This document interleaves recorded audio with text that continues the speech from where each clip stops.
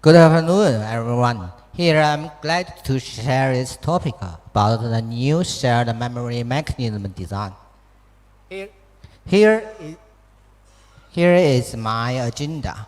Start from the brief review of memory model basis and then share the memory system design and the brief demo, then discussion of the application scenarios. First of all, Let's have a brief review of the memory model. In short, the memory model is a set of rules about for memory users about how to use memory. Generally, there are two kinds of memory users. One is hardware and another is the software. Hardware users are usually the processing elements, such as general-purpose processors, accelerators, and ASICs, etc. General hardware users could any kinds of computing units that could issue memory access. From hardware's point of view, they would particularly consider the memory hierarchy and the memory attributes. Also, the memory order and atomic semantics abilities are also interested. From software designers' point of view, the memory model is mainly about the memory ability that being presented to programmers. So software designers cares about the points like how does the memory being organized in flat or sparse mode. Does the virtual address, does the virtual memory architecture is enabled in a second mode or the paging mode. And moreover, does the memory model support different access ordering and different atomic semantics to support software mechanisms like the different locks and or the lockless software abilities. Consider the multiple users of a memory system. We actually extend the single user memory model to shared memory model. As a software designer, the particularly cares about the memory model is something tricky on this cacheable or bufferable points of the memory system. Software mechanism need to some special efforts to take care of these hardware abilities to make sure the software can be running in a predictable behavior.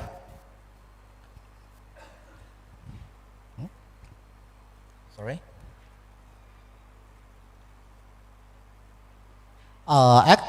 Sorry, my slide is a little out of date. So I'll jump to correct page.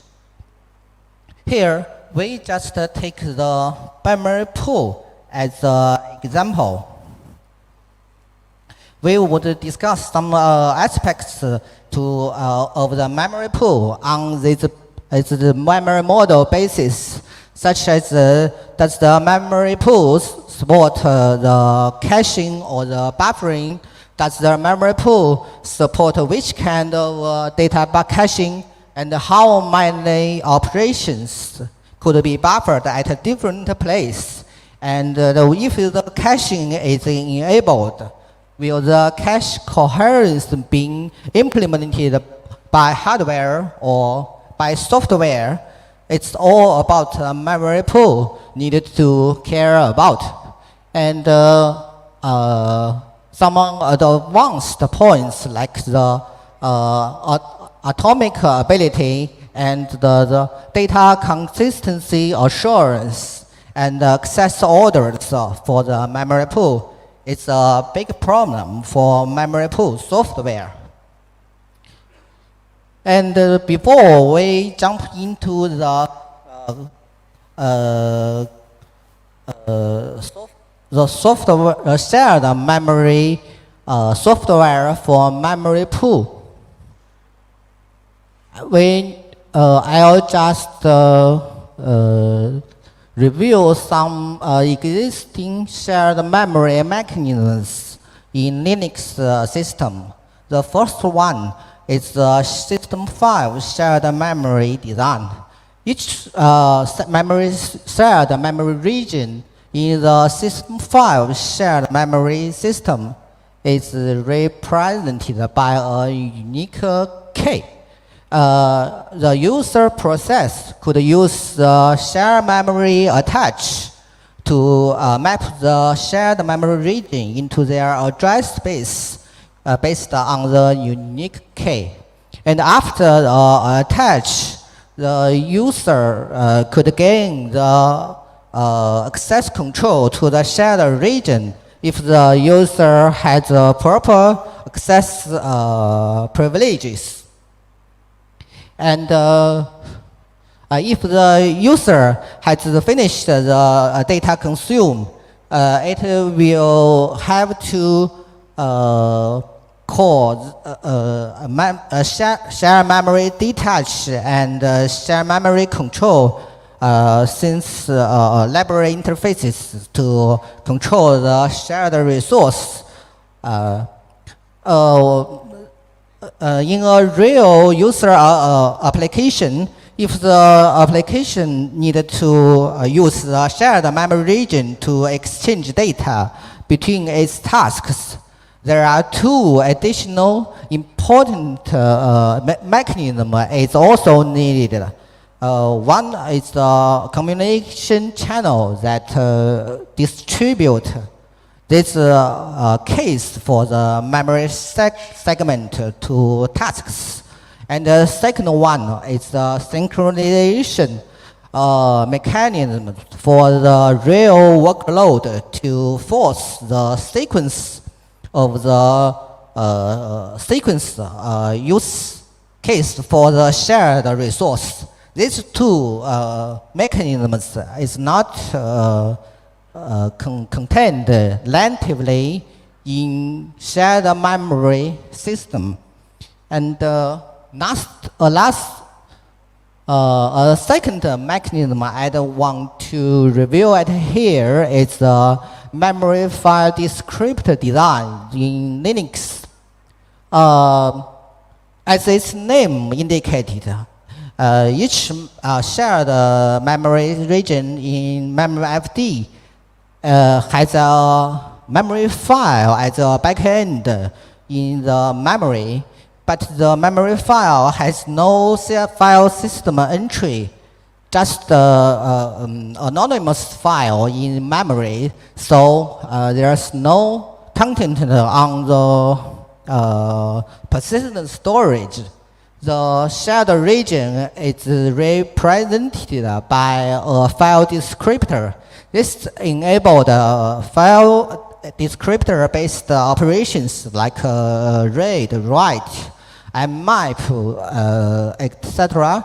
And one notable feature of the MemFD is the sealing and unsealing state of a memory file. Once the file is sealed, the corresponding memory region is in a state like it cannot be accessed in some certain cases. It will just being accessed after the unseal.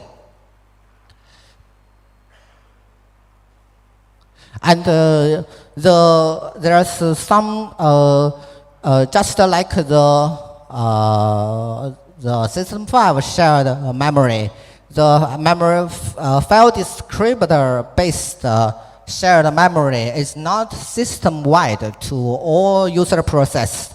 It's just the nature of the just the nature of the file descriptor. It's kind of a per process resource, so it has more security benefits compared to system file shared memory. And on the two aspects I just mentioned in the communication channel for distributor file descriptors and synchronize mechanisms for different users of the memory file descriptor, the MFD and the system file shared memory was on the same line. They just both lack of such kind of ability. So next, I'll present our design shared memory system for memory pool. First, we introduced a kernel module, just the MP-SHAM kernel module to provide the interface for libraries. It provides the I/O control interface for users. Issue the share memory create or delete option to create and remove the region accordingly. And one notable option at the creation of a shared memory region in our design is the global share memory cache coherence option. That means if this option is specified at the creation time of the shared region, all users subsequently of all subsequent users of this shared memory region must in the same cache coherence domain. In short, the cache coherence domain it means all users will have a local copy or local cache for the shared data. But these local copies can be maintained by the hardware or by the software to keep these copies in a consistent way that for the memory pool shared memory system. This option means for MP-SHAM mechanisms, it won't care about the coherence abilities, just offload the responsibility to some other module. And once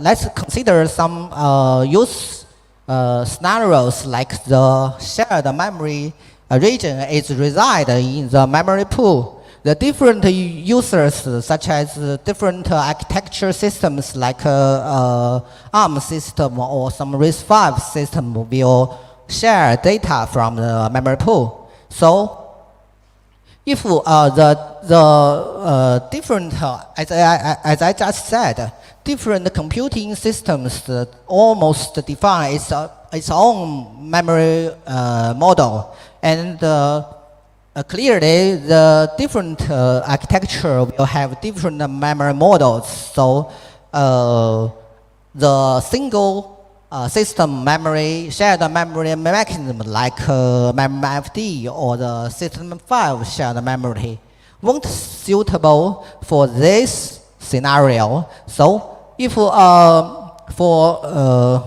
that's why we have this new memory pool shared memory system, and we provide two important options at here. The first one is the DMC command, which stands for data cache maintenance, and another one is the GK option. GK option stands for the gatekeep. The data cache maintenance option means the MP-SHAM will take care of the cache and the cache coherence abilities, and the GK option means that it's similar to the seal and unseal option of the MemFD design. It just means after the GK, which stands for Git keep, the users of the data will give up the access rights to the shared region. Let's take an example. The code blocks on this page simply abstract a use scenario of an application. It starts from MP-SHAM attached to some shared region. Then in the worker function, it will produce or consume data within the shared region. After the work done, call MP-SHAM detach interface to give up the access rights. It will do this cyclically in a loop.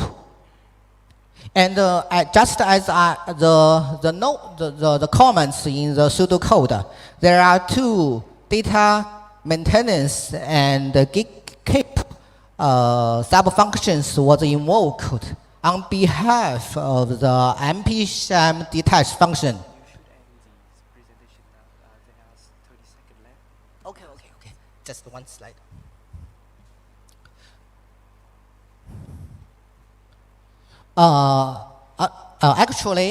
Actually, this is a high-level abstraction of the working load for the user scenario of our shared memory system.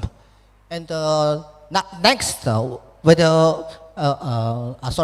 on this page, we can see that the interface design of our system is not compatible with the existing applications. So, for a memory pool scenario, there's a certain existing workloads such as the large-scale database systems and big data applications and some cloud applications, which would potentially have benefits from the memory pool scenario, could be worth to be modified to adjust the MP-SHAM abilities to maybe these applications can be benefits from the memory pool. It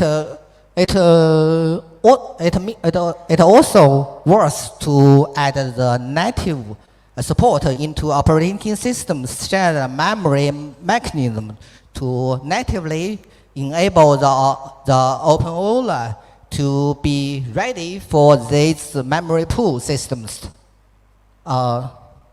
That's all my sharing today. Thanks for listening.